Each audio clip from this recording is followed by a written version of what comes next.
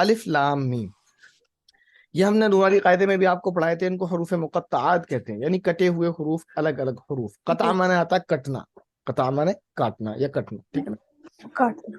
اس کی کوئی میننگ نہیں ہے، کوئی معنی نہیں ہے، اللہ نے بتایا نہیں ہے کسی کو۔ اب کیا ہے، ایسا نہیں ہے کہ نہیں ہو، اللہ کو معلوم ہے۔ اب یہ کیوں ہے، اس کی ایک حکمت سمجھ آتی ہے، اس کا ایک فائدہ سمجھ آتا ہے، بہت سارے فائدے ہیں، اس کا ایک فائدہ سمجھ آتا ہے۔ وہ کیا؟ آپ نے کچھ کلپس دیکھی ہوں گی یا کچھ لوگوں کو سنا ہوگا جو یہ کہتے ہیں کہ قرآن کریم کو صرف رٹنے سے کوئی فائدہ نہیں ہے، بغیر سمجھے پڑھنے سے کوئی فائدہ نہیں۔ سنا ہے ایسے لوگوں کو؟ جی جی بہت بہت جی، جی وہ بہت۔ وہ قرآن اور حدیث کے بالکل خلاف بات کرتے ہیں۔ میں آپ کو پہلے ایک حدیث سناتا ہوں۔ ایک حدیث ہے، نبی کریم صلی اللہ علیہ وسلم نے فرمایا کہ جس شخص نے قرآن کریم کا ایک حرف پڑھا اس کو ایک نیکی ملتی ہے۔ ایک لیٹر بولا، ورڈ نہیں، ایک حرف پڑھا اس کو 10 نیکی ملتی ہیں۔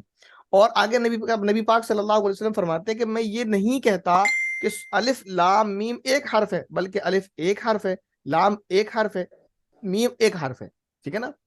تو دیکھیں اللہ کے نبی ایگزامپل بھی کس کا دے رہے ہیں، جس کی میننگ کسی کو پتہ ہی نہیں ہے۔ تو پھر آپ یہ دعویٰ کیسے کر سکتے ہیں کہ بغیر سمجھے پڑھنے پر ثواب نہیں ملتا، جبکہ اللہ کے نبی جس کی مثال دے رہے ہیں، جو ایگزامپل دے رہے ہیں کہ یہ الف لام میم جس کے معنی کسی کو پتہ نہیں، اس کو پڑھنے پر ہی 30 نیکیاں ملتی ہیں۔ سمجھ آ رہی بات؟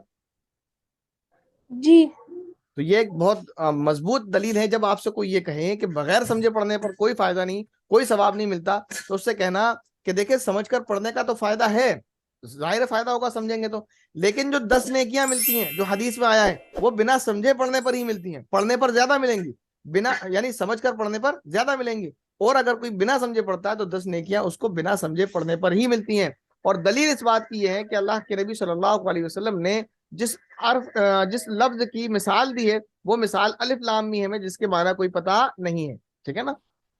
جی اور اگر زیادہ لمبی بات آپ اس سے نہ کرنا چاہیں تو اس سے آپ پیار سے کہتے ہیں بھائی ٹھیک ہے ہم آپ کی بات کو تسلیم کر لیتے ہیں، آرگیومنٹ کے لیے آپ صرف اتنا بتا دیں الف لام میم کے معنی کیا ہے۔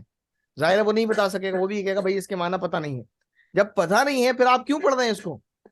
اور اللہ کے نبی نے اسی کے لیے کہا کہ 30 نیکیاں ملیں گی۔ تو پتہ یہ چلا کہ قرآن کریم کو پڑھنے پر جو ہر حرف پر جو 10 نیکی ملتی ہے وہ بنا سمجھے پڑھنے پر ملتی ہے، جب سمجھ کر پڑھیں گے تو نیکی الگ سے ملے گی، وہ پلس ہوں گی، ٹھیک ہے نا؟